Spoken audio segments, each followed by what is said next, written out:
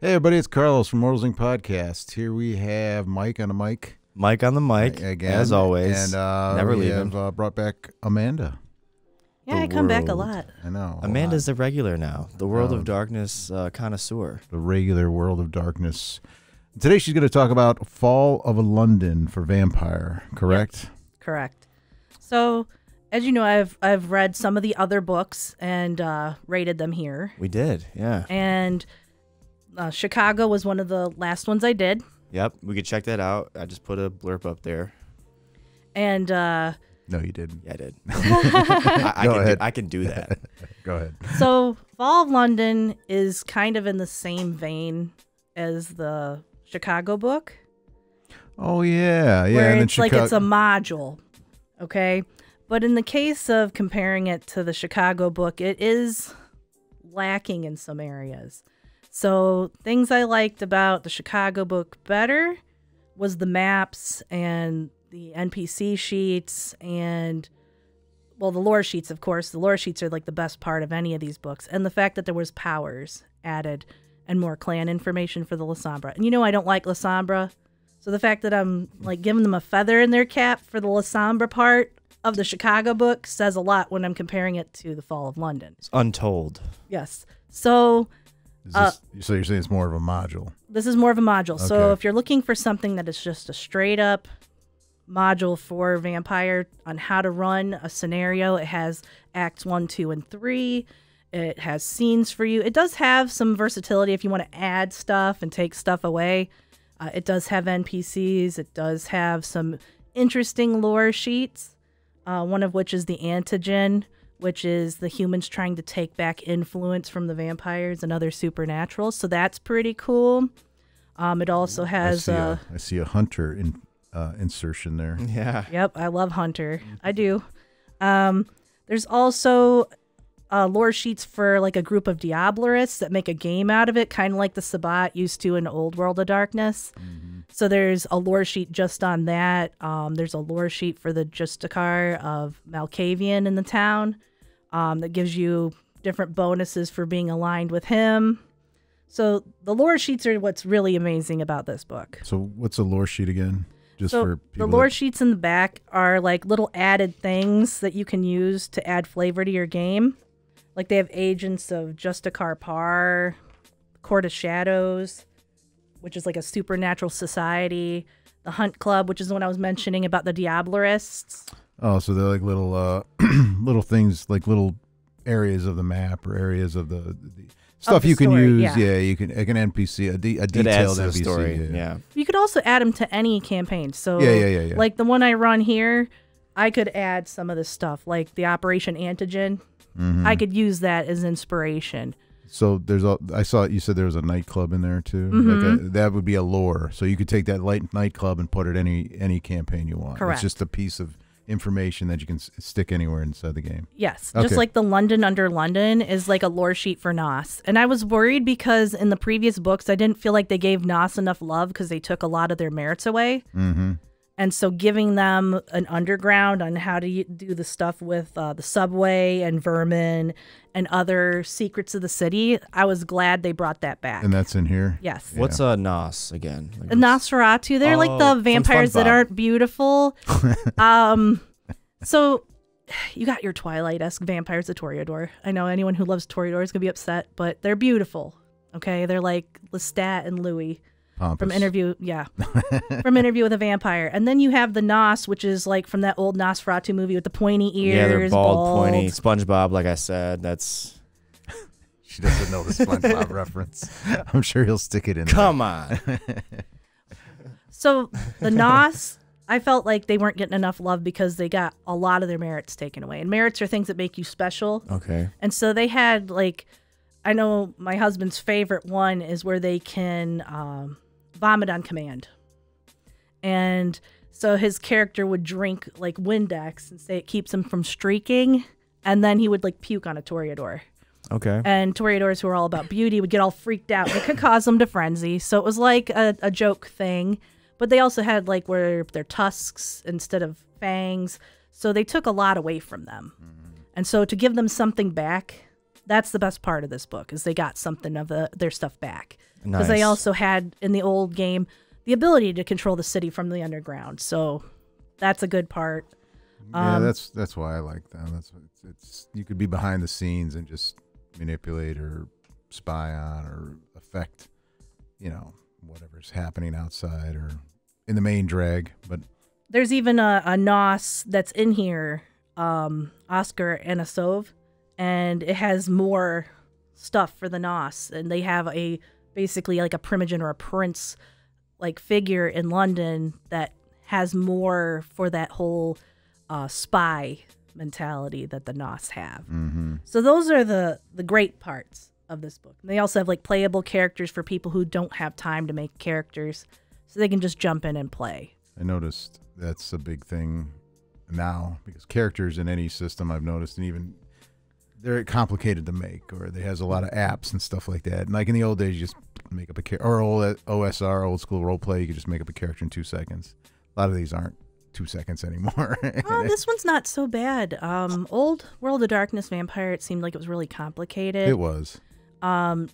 This new version, there's an app we use on our phones. Oh, I see, but yeah, an app. And it makes it really quick, and it makes it really easy for me to verify they're not overspending. Oh, yeah. Didn't you say you had a problem with that one time? Yes. And they can share their character sheets just through a QR code. So, like, technological advancements in Vampire have been very helpful. To make it easier. Yeah. Make it easier for character creation, because they can just pick from a menu, and it tells them what the next step is. So character creation, even on paper, isn't that difficult either, because the book, the original player's handbook, tells you where to put all your stuff. Yeah. It's not like when I first learned to play Vampire back in 2003, where somebody just handed me a book and said, figure it out. I didn't know what I was doing. Yeah. It took me 2 hours. Oh, that's just terrible. GMing. Hey, you know what? You can run into good GMs and bad GMs no matter what genre you're in. But as you know, I'm a LARP kid. So you run into an even wider variety, because we're a little bit more demented than they got the live action aspect to it. They're like, whoa. I can't wait till they come out with live action for Vampire for the new version. I want it so bad.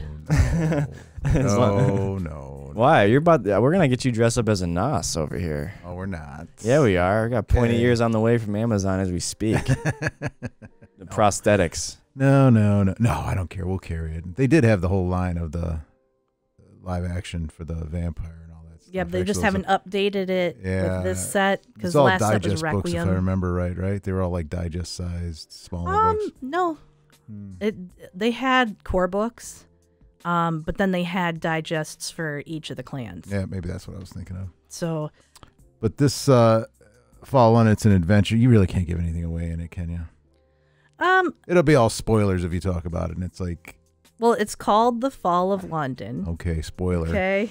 Probably in London. The accents get dropped. There's a whole section on Praxis. So if you don't know what Praxis is, it's when you call into question who's in charge, the prince, and you say you're better than them, and that you deserve to be the prince. Oh, so there's information on if the players choose to go that route, as well as how things go on behind the scenes for the storyteller.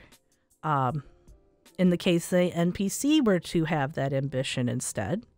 Oh, so you could probably work for the prince to stop the NPC. Correct. I see how that goes. Okay, so basically it seems like a power struggle is what the adventure is about. Yes. Okay. And without giving out spoilers, I guess. I don't want to ruin it. But don't ruin it.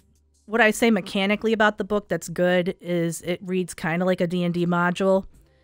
In the fact that it has options if your players go one way or the other way. Mm-hmm. And it has enough, I don't want to call it really filler, but it has side quests. For when your players want to deviate and do something else, it has enough of those in there that are themed around London. Getting it.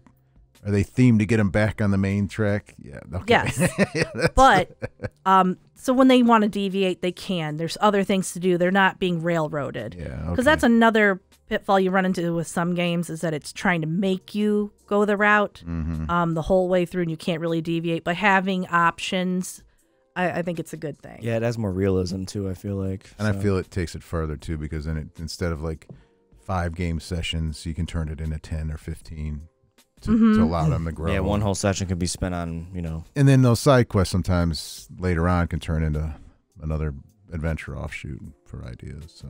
And I think it's also a good thing for people learning to storytell to have a book that's so comprehensive on here's Act 1, 2, and 3, that by the time they finish Act 3, they should be able to run on their own. Yeah, pick it up and run with it. Yeah, and keep the story going without having to have a guide.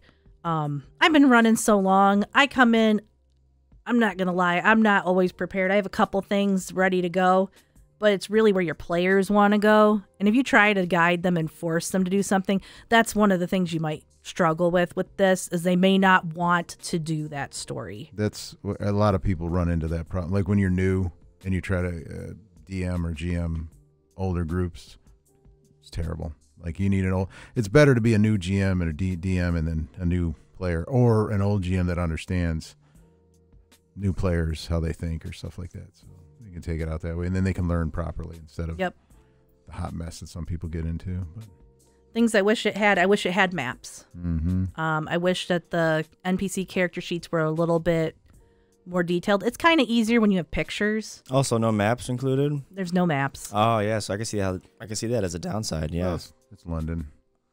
Oh, you mean like London maps or just London? So you'd have to do what I do for the Savannah game. You'd have to bring your own.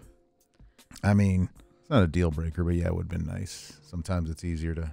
The Chicago book had even the subway maps, which I thought was pretty sweet. So that way you could say, I'm using this line of the subway to go somewhere. I wonder if it's a licensing thing. I'm not sure. Yeah, it could be. Could be. Yeah, it could be. Sometimes London's. Because it's not. Yeah, because it's outside the U.S. Yeah. You use Chicago. You'd have to buy the maps, and you'd probably have to use them. Well, if somebody knows, let us know. I wonder if that's simple. Like just to put a map in something's pretty simple, and I bet you it was. I bet some goofy thing where like, oh, we couldn't put it in because don't they usually incorporate maps in each of their? Yeah, even D&D modules have maps. Yeah. So that kind of was the jarring thing for me, is they didn't have maps. I could see that for That's sure. a legitimate. It's not a deal breaker, like I said, but it is something that you would like to see. Imagine just a lot of pubs everywhere. And this is like ships. Wow. Sorry. So then I noticed like with Chicago, they talked more about would you say it was the La Sombra? Yeah, and this one has Nosferatu in it. Yeah, it's got a little bit more Nos. And remember I said I thought like maybe each book they'll put a different clan in each one, so like maybe they are a little bit. I would have hoped that they would have put more in it for the Nos. I like the lore sheets. Mm-hmm. If this was the Nos book, I would have hoped for more like what they did with La Sombra. Yeah, maybe Chicago. Maybe they backed it down because the Chicago wasn't an adventure; it was just a setting. It does have adventures in it, but it takes a back seat to the setting. Well, maybe this is just maybe they'll have a source book, England or something like that. Maybe they're working on it as we speak. Yeah. The licensing. They are coming out with a lot of new stuff because I just did a lot of pre-orders for other stuff, and you told me about something else, so they're supporting it. And if you look at the history of the vampire or the White Wolf or whoever made vampire, there's always something. There's always something to do. There's always something you can find, or they're always publishing something. But all in all, it's a good book. It just didn't do what I wanted it to do. I had different expectations, but if you're looking for a module, it's good. Yeah, good module then. Yeah, all right. So good module, not a good source book. Correct. All right, we'll go with that. How much is that thing anyway? Off the top of I'm my terrible head. about prices. Store owner, 50? by the way. Huh? 50? $50. That's not bad. Hardcover book, quality, picture. Yeah, the papers are nice. It's solid. It's pretty sturdy. Yeah. It's not rough and tumble. Falls out in the middle. They always have I've good had quality. some source books that have I opened it and I could feel the cheap, and this doesn't feel cheap. No, this company, they're not like that. I was complaining about another major company that's really cheaping on the books, and it was upsetting me. So Or you can feel the spine letting go. It was just the pages are glued together, spine, pages are still wet when you open it up. You're like, come on now. That's kind of rough. Yeah, this is solid. Well, that's good. Thanks, Amanda, for coming in. Follow London. If you like what you see or you want to hear about it, you do that spiel. I don't know. Yeah, I mean, what you said. Give us a sub. Watch out our Patreon. We're doing new stuff with that. If you have any recommendations about any World of Darkness VTM stuff you want to talk about, put it in the comments. Amanda will get on it. Discord. Yeah, we'll get on it. Join our Discord. We have a bunch of outlets. Link trees in the description, so you can check out everything. Oh, what does John always do? If you like this, it's available on immortalsinc.com. Immortalsinc.com. In line or in store. Copies. I forgot his quote. I know, he's got a whole spiel. I do a video every week with him. I don't know. All right. All right. Well, thanks, Amanda, for coming in. Yeah, thank you, Anytime. Amanda. Later.